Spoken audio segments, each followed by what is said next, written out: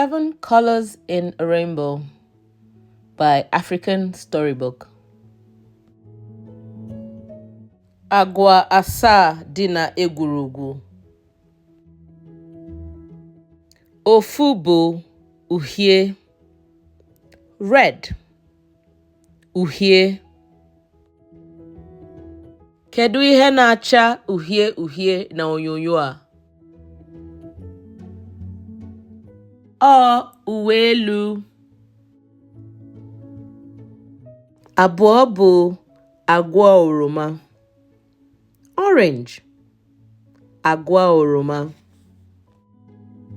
Kedu ihe na-acha agwa oroma na onyonyo a?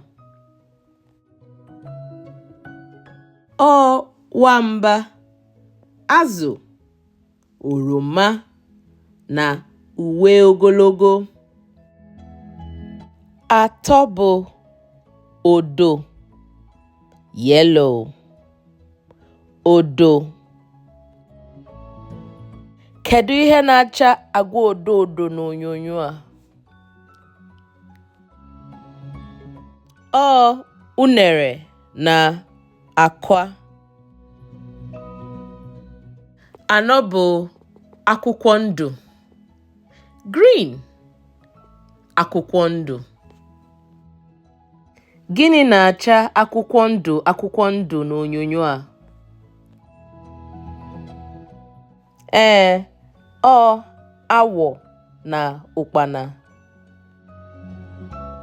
Ise bụ anụnụ, blue, anụnụ. Gịnị na-acha anụnụ anụnụ n'onyonyo a? Ọ eluigwe na nnụnụ. Isii bụ indigo. Asaa bụ violet. Violet bụ agwa kacha mma. Kedu agwa na-amasị gị?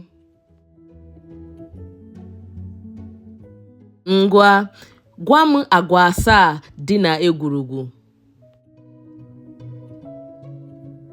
Ha bụ uhie, agwa oroma, odo, akwụkwọ ndụ, anụnụ, indigo na violet. Daalụ ndị na-ege ntị. Ka o mesịanụ.